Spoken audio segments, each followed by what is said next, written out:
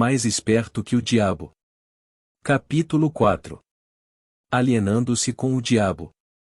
E diga-me primeiro qual o seu truque mais inteligente e aquele que você usa para capturar o maior número possível de pessoas. E se você me forçar a revelar esse segredo, isso significará a perda de milhões de humanos que hoje habitam o planeta Terra e ainda milhões que estão por nascer. Eu lhe imploro que me permita passar por esta questão sem respondê-la. E então, Sua Majestade, o diabo, está com medo de uma simples e humilde criatura humana. Isso está certo mesmo? Certo, para mim, não está. Mas é verdade. Você não tem necessidade de roubar a minha ferramenta de trabalho mais importante. Por milhões de anos dominei as criaturas humanas através do medo e da ignorância. Aí você vem e pensa em destruir as minhas armas fazendo com que eu conte como as uso contra as pessoas. Você não se deu conta de que, se me forçar a revelar meus segredos, perderei a minha vantagem e meu poder sobre as mentes que porventura lerem esta confissão? Você não tem compaixão? Onde está o seu senso de humor? Você não sabe brincar? E pare de enrolar e comece a confessar. Quem você pensa que é para pedir compaixão se ambos sabemos que, se você pudesse, me destruiria? Quem é você para falar em senso de humor e habilidade em jogar e brincar? Logo você, que pune pessoas inocentes, utilizando-se dos seus medos e ignorâncias. O meu verdadeiro negócio aqui, se é que se pode chamar assim, é ajudar a abrir as portas das prisões autoimpostas, na qual homens e mulheres estão confinados pelos medos que você vem plantando em suas mentes. E a arma mais poderosa que possuo sobre os seres humanos consiste em dois princípios secretos de controle mental. Primeiramente, falarei sobre o princípio do hábito, através do qual eu silenciosamente entro nos reconditos das mentes das pessoas. Operando através desse princípio, gostaria de poder evitar o uso desta palavra, o hábito de alienar. Quando uma pessoa começa a alienar-se em qualquer assunto, ela se dirige diretamente para as portas do que vocês, seres humanos, chamam de inferno. E descreva todos os modos com que você induz as pessoas a se alienarem. Defina a palavra alienação e conte-nos exatamente o que ela significa. E a melhor definição que posso dar para a palavra alienação é afirmando que todas as pessoas que pensam por si mesmas nunca se alienam, enquanto aquelas que não pensam, ou pensam o mínimo possível, são as chamadas alienadas. Um alienado é aquele que se deixa ser influenciado e controlado por circunstâncias externas à sua mente. Ele prefere deixar que eu ocupe a sua mente e use o seu intelecto do que ter o trabalho de pensar por si mesmo. O alienado é aquele que aceita qualquer coisa que a vida lhe oferece sem julgar ou lutar por aquilo que quer, porque na verdade ele não sabe o que quer da vida e gasta boa parte de seu tempo tentando justamente descobrir isso. Um alienado emite muitas opiniões, mas elas não são suas. A maior parte delas provém de mim. O alienado é aquele que é muito preguiçoso para usar o seu próprio cérebro. E esta é a principal razão de por que eu consigo assumir o controle de seus pensamentos e plantar as minhas ideias na sua mente. E acho que compreendi bem o que é um alienado. Diga-me exatamente quais são os hábitos das pessoas que se alienam ao longo de sua existência. Comece me contando quando e como você ganha o controle da mente de uma pessoa. E o controle que exerço sobre um ser humano inicia-se ainda na sua juventude. Algumas vezes, lanço as bases para o controle da mente antes ainda de a pessoa ter nascido, manipulando a mente dos seus pais. Algumas vezes, vou ainda mais longe e preparo o controle da mente desses seres humanos através do que vocês chamam de hereditariedade física. Então, conforme você pode ver, tenho duas maneiras de entrar na mente de uma pessoa. E sim. Vá em frente e descreva essas duas portas pelas quais você entrecontrola as mentes dos seres humanos. E como já afirmei, ajudo a trazer as pessoas para o seu mundo com mentes fracas, fornecendo a ela todas as fraquezas dos seus ancestrais. Você chama esse princípio de hereditariedade física. Após o nascimento, uso o que vocês seres humanos chamam de ambiente como um meio de controlá-los. É aí que entra o princípio do hábito. A mente é nada mais nada menos do que a soma de todos os hábitos. Um por um, entro na mente e estabeleço hábitos, que levam finalmente à completa e absoluta dominação. P. E diga-me, quais são os hábitos mais comuns pelos quais você controla as mentes das pessoas? R. E aqui vem um dos meus mais sábios truques, entro nas mentes das pessoas através de pensamentos que eles acreditam serem seus. Os mais úteis para mim são medo, superstição, avareza, ganância, luxúria, vingança, raiva, vaidade e preguiça. Através de um ou mais destes, consigo entrar em qualquer mente, em qualquer idade, mas consigo meus melhores resultados quando assumo o controle de uma mente ainda jovem, antes que o seu proprietário tenha aprendido a fechar alguma dessas 9 portas. Então, estabeleço hábitos que mantêm essas portas abertas para sempre. P. E estou começando a entender os seus métodos. Agora vamos voltar para o hábito de alienar-se. Conte-nos sobre esse hábito que você diz ser o seu melhor truque para controlar as mentes das pessoas. R. E como disse antes, faço com que as pessoas comecem a alienar-se ainda durante a sua juventude. Eu as induzo a alienarem-se por meio das escolas, sem elas saberem que ocupação elas desejam seguir na vida. Aqui, pego a maioria das pessoas, tal como os hábitos. Aliene-se em uma direção e em breve você estará alienado em todos os segmentos. Também uso hábitos do meio para me darem o controle definitivo das minhas vítimas. P. E entendo. Faz parte do seu negócio treinar crianças no hábito de alienar-se, induzindo-as a ir para a escola sem propósito ou objetivo. Agora, me conte alguns dos seus outros truques pelos quais você faz as pessoas alienarem-se. R. E bem, meu segundo melhor truque em desenvolver o hábito de alienar-se é um que coloco em operação em conjunto com pais, professores e instrutores religiosos. Eu o previno a não me forçar a mencionar esse truque, não o revele. Se você o fizer, você será odiado pelos cotrabalhadores que me ajudam a usá-lo. Se você publicar essa confissão em forma de um livro, o seu livro será barrado das escolas. Ele certamente irá para a lista negra da maioria dos religiosos, ele será escondido das crianças por muitos pais, os jornais não ousarão fazer resenhas de seu livro. Milhões de pessoas o odiarão por escrever este livro. Na verdade, ninguém gostará de você ou do seu livro, exceto aqueles que pensam, e você sabe como poucos são desse tipo. Meu conselho para você é que deixe passar a revelação desse segundo truque.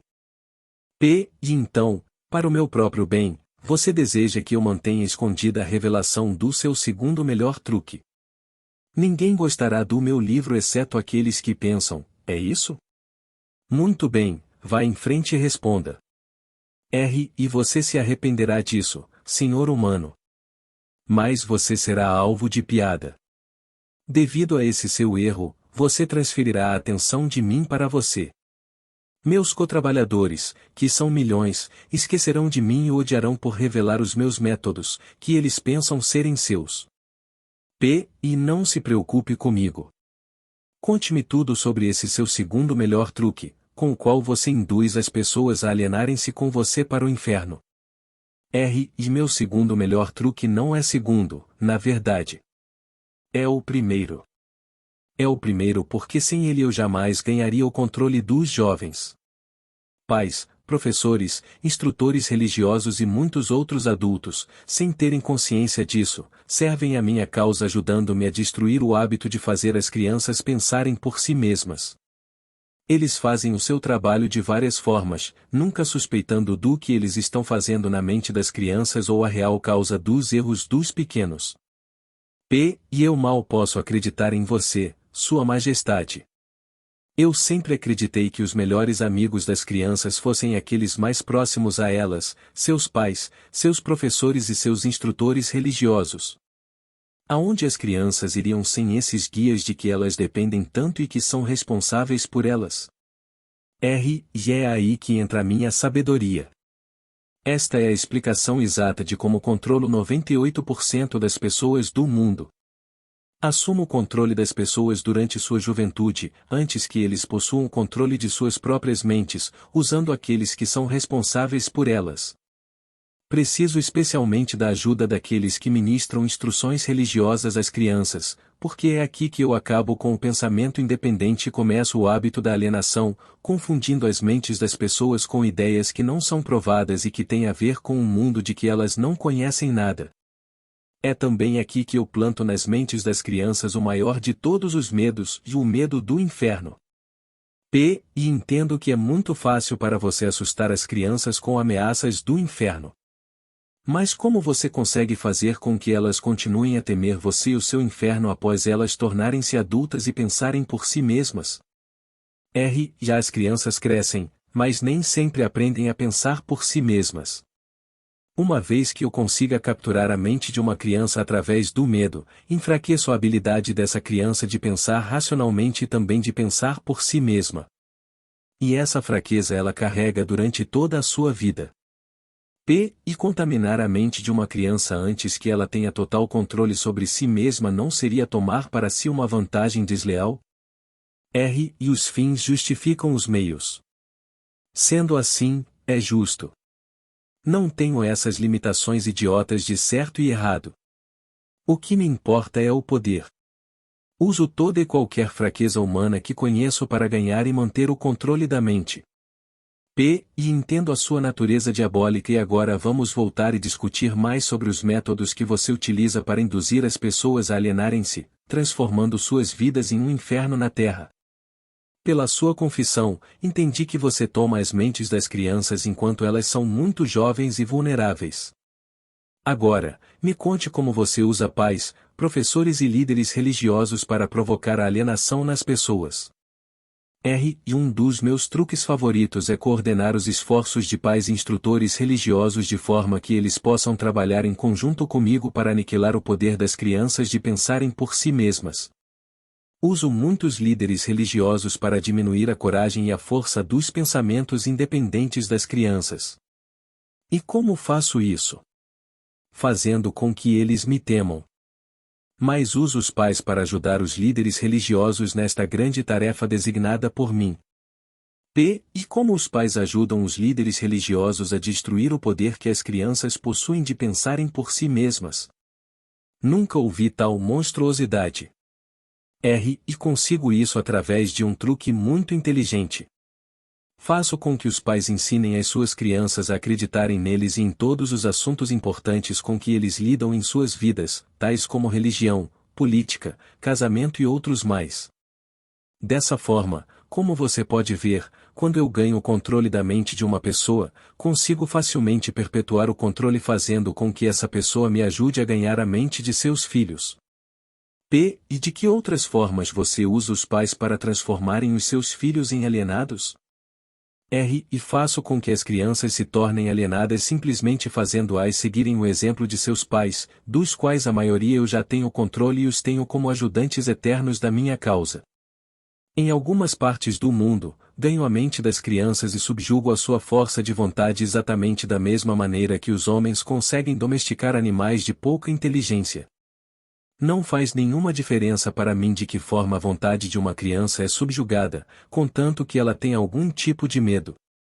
Entrarei nessa mente através do medo e limitarei o seu poder de pensar independentemente. E me parece que você faz qualquer coisa para que as pessoas não pensem. E sim. Pensamento disciplinado e organizado significa morte para mim. Não consigo existir nas mentes daqueles que pensam de forma apurada. Não me importa o que as pessoas pensem, desde que elas pensem com foco no medo, no desencorajamento, no desespero e na destruição. Quando elas começam a pensar de forma construtiva em termos de fé, coragem, esperança e com propósitos definidos, elas imediatamente se tornam aliadas da minha oposição e, consequentemente, eu as perco. E estou começando a entender como você ganha o controle das mentes das crianças através da ajuda de seus pais instrutores religiosos, mas não vejo como professores podem ajudá-lo nesse trabalho tão tenebroso. E os professores me ajudam a ganhar o controle das mentes das crianças não tanto pelo que ensinam a elas, mas muito mais pelo que eles não ensinam. Todo o sistema de escolas é administrado de forma, estrategicamente, ensinar às crianças quase tudo, exceto como usarem as suas mentes a pensarem de forma independente. Vivo sempre com medo de que algum dia alguma pessoa corajosa reverterá esse sistema de ensino e decretará a morte da minha causa, permitindo que os estudantes se tornem instrutores e usando aqueles que hoje servem como professores somente como guias para ajudarem as crianças a estabelecerem modos e recursos para desenvolverem as suas próprias mentes, começando pelo seu próprio interior. Quando esse tempo chegar, os professores não mais pertencerão à minha equipe. E tinha a impressão de que o objetivo de todas as escolas era ajudar as crianças a pensarem. E esse pode ser o objetivo das escolas, mas o sistema, em muitas das escolas do mundo, não consegue atingir essa meta. As crianças da escola são ensinadas não a desenvolver e usar as suas próprias mentes, mas sim a adotar e usar os pensamentos de outros. Esse tipo de escola destrói a capacidade de pensamento independente, exceto em alguns casos raros, em que crianças definitivamente têm que contar somente com a sua força de vontade e assim conseguem manter o seu próprio modo de pensar. Pensamento apurado é o negócio da minha oposição, não o meu. E qual a relação, se há alguma, entre a sua oposição e os lares, as escolas e as igrejas? A sua resposta a essa questão deve ser interessante. E é aqui que eu faço uso de alguns dos meus mais sábios truques.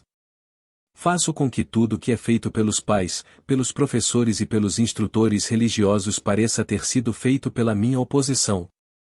Isso tira o foco de mim enquanto manipulo as mentes dos jovens. Quando os instrutores religiosos tentam ensinar às crianças as virtudes da minha oposição, geralmente o fazem assustando-os com meu nome. Isso é tudo o que peço deles. Fomento a chama do medo de tal forma que o poder de pensar de forma apurada da criança fica comprometido. Nas escolas, os professores aprofundam a minha causa mantendo as crianças tão ocupadas decorando informações não essenciais em suas mentes que eles não têm a oportunidade de pensar ordenadamente ou de analisar corretamente as coisas que lhes são ensinadas. E você considera, a favor da sua causa, todos aqueles que são pegos no hábito de alienar-se? E não. Alienar-se é somente um dos meus truques, através do qual assumo o poder que seria do pensamento independente. Antes que um alienado se torne propriedade permanente minha, devo guiá-lo e fisgá-lo com outro truque. Contarei a você sobre esse outro truque depois que eu finalizar a descrição dos meus métodos de converter as pessoas em alienados.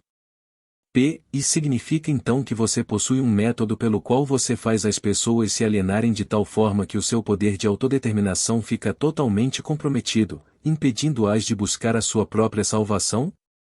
E sim. Um método definitivo. E é tão efetivo que nunca falha. E entendo que você diz que o seu método é tão poderoso que a sua oposição não consegue resgatar aqueles que você fisgou pelo hábito da alienação? E é exatamente isso que estou dizendo. Você acha que eu controlaria tantas pessoas se a minha oposição pudesse evitar isso? Nada pode me deter de controlar as pessoas, exceto as próprias pessoas. Nada pode me parar, exceto o poder do pensamento apurado. Pessoas que pensam de forma apurada não se alienam em nenhum assunto. Elas reconhecem o poder de suas próprias mentes. Além disso, elas assumem o poder de suas mentes e não permitem que nada, nem ninguém, possa influenciá-las. E vá em frente e conte-me mais dos seus métodos, pelos quais você faz as pessoas alienarem-se para o inferno com você. E faço com que as pessoas se alienem em todos os assuntos em que eu possa controlar o pensamento independente e a ação. Pegue, por exemplo, o tema saúde. Faço com que a maioria das pessoas coma muita comida e o tipo errado de comida. Isso leva à indigestão e à obesidade e destrói o poder do pensamento apurado. Se as escolas e igrejas ensinassem às crianças maneiras mais sadias de alimentar-se, elas causariam um dano irreparável à minha causa. Casamento, faço com que homens e mulheres alienem-se em seus casamentos sem planos ou objetivos delineados para converter o relacionamento em harmonia. Aqui está um dos meus mais efetivos métodos de converter as pessoas ao hábito de alienar-se. Faço com que pessoas casadas discutam e briguem sobre assuntos financeiros. Eu as faço brigar e desentender-se sobre a forma de educar as crianças. Faço com que eles entrem em controvérsias desagradáveis sobre seus próprios assuntos íntimos e em desacordos sobre amigos e atividades sociais. Eu os mantenho tão ocupados procurando falhas um no outro que eles nunca têm tempo suficiente para fazer qualquer coisa que pudesse quebrar o hábito da alienação. Profissão: me ensino as pessoas a tornarem-se alienadas fazendo com que elas abandonem as escolas para pegar o primeiro emprego que acham, sem nenhum plano ou objetivo definido, sem nenhuma meta ou propósito, exceto a sobrevivência. Através desse truque, mantenho milhões de pessoas tomadas pelo medo da pobreza durante todas suas vidas. Através desse medo, eu as guio lentamente, mas sempre para frente, até o ponto em que nenhum indivíduo consegue quebrar o hábito da alienação. Poupança: faço com que as pessoas gastem deliberadamente e que economizem o mínimo ou nada, até que eu as tenho totalmente sob controle pelo medo da pobreza. Ambiente: faço com que as pessoas alienem-se em ambientes desarmoniosos e desagradáveis em seus lares, nos lugares onde trabalham, nos seus relacionamentos com parentes e desconhecidos, e faço com que eles fiquem nesses ambientes até que eu os tenha sob controle, no hábito da alienação. Pensamentos dominantes: faço com que as pessoas alienem-se caindo no hábito de pensar negativamente. Isso leva a atos negativos e envolve as pessoas em controvérsias e preenche as suas mentes com temores, pavimentando, dessa forma, o caminho para eu entrar e controlar as suas mentes. Quando entro, faço com que as pessoas pensem que esses pensamentos negativos são criações suas. Planto as sementes do pensamento negativo nas mentes das pessoas através do púlpito das igrejas, dos jornais, dos filmes, do rádio e de todos os outros meios de que a mídia se utiliza para chegar até a mente. Faço com que as pessoas me permitam tomar conta de seus pensamentos porque elas estão muito preguiçosas ou muito indiferentes para pensarem por si mesmas. E concluo, pelo que você diz, que alienação e procrastinação são a mesma coisa. É verdade? E sim, isso é verdade. Qualquer hábito que leve uma pessoa a procrastinar e de tal forma que a pessoa deixe para depois tomar uma decisão definitiva conduz ao hábito da alienação. E o homem é a única criatura que se aliena. E sim. Todas as outras criaturas movem-se de acordo com leis definidas pela natureza. O homem sozinho desafia as leis da natureza e aliena-se quando quer. Tudo que ocorre fora das mentes dos homens é controlado pela minha oposição, por leis tão claras e definidas que se alienar é impossível. Controlo as mentes dos homens somente devido aos seus hábitos de se alienarem, que é outra maneira de dizer que controlo as suas mentes somente porque eles negligenciam e recusam-se a controlar e usar as suas próprias mentes. E isso está ficando uma coisa muito profunda para um mero ser humano. Vamos voltar para a discussão de algo menos abstrato. Por favor, me diga como o hábito da alienação afeta as pessoas no dia a dia da vida e diga-me também de que forma uma pessoa mediana conseguiria entender. E eu preferiria manter esta entrevista entre as estrelas, em alto nível. E não tenho dúvida que você preferiria. Isso pouparia de ficar exposto. Mas vamos voltar para a Terra. Diga-me agora o que o hábito da alienação está fazendo para nós, como nação aqui nos Estados Unidos. E francamente, devo dizer a você que odeio os Estados Unidos de tal forma que só o diabo pode odiar. E isso é interessante. Qual a causa desse ódio? A causa nasceu em 4 de julho de 1766, quando 56 homens assinaram um documento que destruiu as minhas chances de controlar a nação. Você conhece esse documento como a Declaração da Independência. Não tivesse sido pela influência desse maldito documento, eu teria neste momento um ditador governando o país. E aí eu poderia parar com essa coisa de direito de livre discurso e pensamento independente, atributos que estão ameaçando o meu comando sobre o planeta Terra. E pelo que estou entendendo e pelo que você diz, as nações que são controladas por ditadores que se autoelegeram pertencem ao seu campo? E não existem ditadores autoescolhidos. Elejo e escolho a todos. Além disso, eu os manipulo e os direciono em seus trabalhos. Meus ditadores sabem o que eles querem e tomam o poder pela força. Olha o que fiz através do Mussolini na Itália, olha o que estou fazendo através de Hitler na Alemanha. Olha o que estou fazendo através de Stalin na Rússia. Meus ditadores governam essas nações para mim porque as pessoas foram subjugadas pelo hábito da alienação. Meus ditadores não se alienam. E esse é o motivo pelo qual eles governam para mim milhões de pessoas e as mantêm sob seu controle. E o que aconteceria se Mussolini, Stalin e Hitler se tornassem traidores e desobedecessem a você e à sua regra? E isso não acontecerá porque os tenho à custa de uma propina bem paga.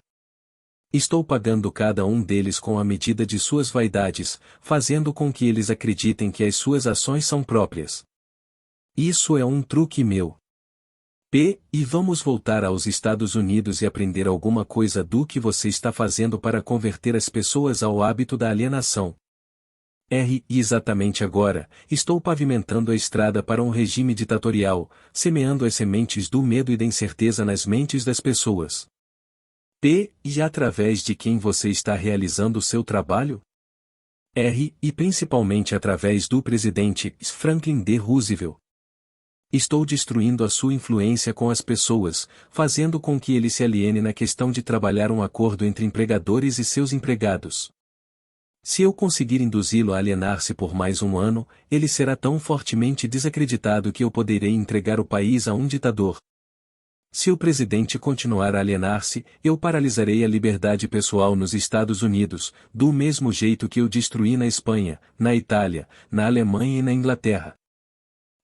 E o que você está dizendo leva-me a uma conclusão de que se alienar é uma fraqueza que inevitavelmente acaba em fracasso, seja por indivíduos ou nações. É isso que você prega? E alienar-se é a causa mais comum de fracasso em qualquer momento da vida. Consigo controlar qualquer um que eu possa induzir a formar o hábito da alienação, seja qual for a área de atuação. As razões para isso são duas. Primeira, o alienado fica tão vulnerável que consigo moldá-lo com as minhas próprias mãos e dar a forma que eu escolher a ele. Isso tudo porque a alienação destrói o poder da iniciativa individual. Segunda, o alienado não consegue buscar ajuda da minha oposição, porque a oposição não é atraída por nada que seja leve e inútil. E é por isso que poucas pessoas são ricas, enquanto que a maioria das pessoas é pobre? E é essa exatamente a razão. A pobreza, tal como a doença, é contagiosa. Você sempre vai encontrar a pobreza entre os alienados, nunca entre aqueles que sabem o que querem e estão determinados a conseguir. Talvez possa significar alguma coisa para você quando chamo a sua atenção para o fato de que aqueles que nunca se alienam, que são os mesmos que eu não controlo, são aqueles que possuem as maiores riquezas deste mundo. Eles acabam sendo as mesmas pessoas, as que não se alienam, que não controlo e acabam tornando-se ricos, muito ricos. E sempre entendi que o dinheiro era a raiz de todo o mal, que os pobres e desafortunados herdariam o céu, enquanto os ricos inevitavelmente acabariam em suas mãos. O que você tem a dizer dessa crença? E os homens que sabem como conseguir as coisas materiais desta vida geralmente sabem também como manter-se longe do alcance das mãos do diabo. A habilidade de adquirir coisas é contagiosa. Os alienados adquirem nada, exceto aquilo que ninguém quer. Se mais pessoas tivessem metas definidas e desejos ardentes por riquezas materiais e espirituais, eu teria menos vítimas. E presumo, pelo que você diz, que você não é parceiro dos principais líderes industriais. Evidentemente, eles não são seus amigos. E amigos meus? Eu lhe direi que tipo de amigos eles são. Eles ligaram todo o país com boas estradas, trazendo assim certa comunhão entre as pessoas da cidade e do campo. Converteram minérios em aço com os quais construíram os esqueletos de grandes arranha-céus. Proveram energia elétrica e extraíram dela milhares de usos. Tudo isso deu mais tempo para o homem pensar. Eles proveram também, através da fabricação do automóvel, o acesso das pessoas mais humildes e deram a todos a liberdade de viajar. Esses líderes também proveram cada casa com notícias ao vivo, mostrando acontecimentos de todas as partes do mundo através do rádio. Espalharam bibliotecas em todas as cidades e as preencheram com livros, possibilitando a todos o acesso, uma noção completa dos principais conhecimentos adquiridos até o momento. Eles deram aos cidadãos mais humildes o direito de expressar suas próprias opiniões sobre qualquer assunto, a qualquer hora, em qualquer lugar, sem medo de serem molestados. Também trabalharam para que cada cidadão pudesse ajudar a fazer as suas próprias leis, escolher os seus próprios impostos e pudesse administrar o seu próprio país através das eleições diretas. Essas foram algumas das coisas que os líderes industriais fizeram para dar a cada cidadão o privilégio de tornar-se um não alienado. Você acha que esses homens ajudaram na minha causa? E quem são alguns dos não alienados nos dias de hoje sobre os quais você não tem controle? E não tenho controle sobre nenhum não alienado, seja nos dias de hoje, seja no passado. Controlo os fracos, não aqueles que pensam por si mesmos. E vá em frente e descreva um típico alienado. Dê a sua descrição ponto a ponto, de forma que eu possa reconhecer um alienado quando estiver próximo de um. E a primeira coisa que você notará em um alienado é a sua total falta de propósito sobre a vida. A sua falta de autoconfiança será evidente. Ele nunca conquistará nada através do pensamento e do esforço. Ele gasta tudo o que ganha e gasta ainda mais se consegue crédito. Ele ficará doente ou debilitado por alguma causa real ou imaginária, e clamará aos céus ao sofrer a menor dor física. Ele terá pouca ou nenhuma imaginação. Ele não terá entusiasmo nem iniciativa para começar qualquer coisa que não seja forçado a fazer e expressará claramente a sua fraqueza pegando o atalho de tudo que puder. Ele terá um temperamento explosivo e total falta de controle sobre suas emoções. A sua personalidade será sem magnetismo e não atrairá nenhuma pessoa à sua volta. Ele terá muitas opiniões sobre muitas coisas, mas nenhum tipo de conhecimento apurado sobre nada. Ele normalmente diz saber tudo de tudo, mas não é bom em nada. Ele se negará a cooperar com aqueles que estão à sua volta, mesmo aqueles que possam depender de seu trabalho para comida e abrigo. Ele cometerá os mesmos erros, várias e várias vezes, nunca tirando proveito do fracasso. Ele terá uma mente limitada e intolerante em todos os aspectos, sempre pronto a crucificar todos aqueles que estiverem em desacordo com ele. Ele esperará tudo dos outros, mas estará disposto a dar pouco, ou nada, em troca. Ele começa várias coisas, mas não termina nada. Ele será taxativo na condenação do seu governo, mas ele nunca lhe dirá definitivamente como a gestão pode ser melhorada. Ele nunca tomará decisões sobre nada, se puder evitá-las, e, se for forçado a decidir, tem grande possibilidade de que ele reverta suas decisões na primeira oportunidade. Ele comerá muito e se exercitará muito pouco. Ele beberá bebida de álcool, se alguém pagar para ele. Ele apostará muito. Ele criticará outros que estiverem sendo bem-sucedidos em suas carreiras. Em poucas palavras, o alienado trabalhará duro para não pensar, enquanto outros trabalharão para ter uma boa vida.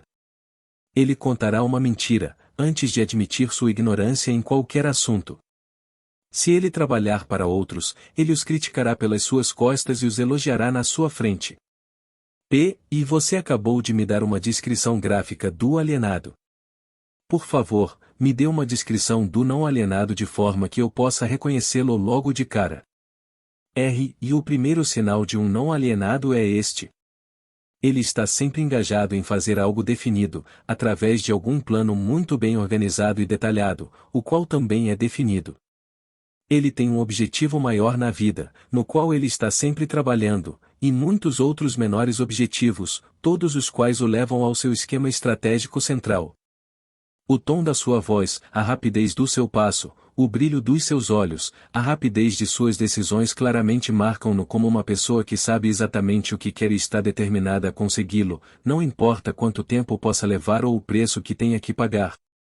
Se você fizer questionamentos a ele, ele lhe dará respostas diretas e nunca cairá em contradições nem evasões ou subterfúgios, seja qual for o assunto. Ele fará muitos favores a outros, mas quase não aceita favores em troca. Ele sempre será achado de frente para o campo de batalha, não importa se for jogando um jogo ou lutando uma guerra. Se ele não souber as respostas, ele dirá francamente que não sabe. Ele possui uma ótima memória. Ele nunca oferece um álibi para suas deficiências. Ele nunca culpa os outros por seus erros, mesmo que eles mereçam. Ele costumava ser conhecido como um guerreiro, mas em tempos modernos é chamado de Midas. Você o encontrará administrando o maior negócio da cidade, morando na melhor rua, dirigindo o melhor automóvel e fazendo sua presença ser sentida onde quer que ele esteja. Ele é uma inspiração para todos aqueles que entram em contato com sua mente. A característica mais marcante que distingue um não alienado é esta: dele possui uma mente totalmente sua e a usa para alcançar todos os seus objetivos. E por acaso o não alienado nasce com algum tipo de vantagem mental, física ou espiritual, que não seja disponível para o alienado? E não. A maior diferença entre o alienado e o não alienado é algo igualmente disponível para ambos. É simplesmente a prerrogativa certa de cada um usar a sua própria mente e pensar por si mesmo. E que tipo de mensagem curta você mandaria para um típico alienado se você por algum acaso desejar curá-lo desse hábito diabólico? E eu o aconselharia a acordar e dar. E dar o quê? E alguma forma de serviço útil para o máximo possível de pessoas. E então o não alienado supostamente deve dar? E sim, isso é o que é esperado dele e ele deve dar antes de receber. E algumas pessoas duvidam da sua existência. E eu não me preocuparia com isso se fosse você. Aqueles que estão prontos para serem convertidos do hábito de alienar-se reconhecerão a autenticidade desta entrevista pela qualidade dos conselhos que estou dando. Os outros eu não perderia tempo em tentar convertê-los. E por que você não tenta me dissuadir e fazer com que eu pare a publicação desta confissão que eu estou arrancando de você? E porque esta seria a maneira mais certa para garantir a sua publicação. Tenho um plano melhor do que tentar suprimir a publicação desta confissão. Apressarei você para ir em frente e então sentarei e assistirei você sofrer quando alguns dos meus alienados de fé começarem a tornar a sua vida difícil. Eu não precisarei negar a sua história. Os meus seguidores farão isso por mim. Aguarde e verá.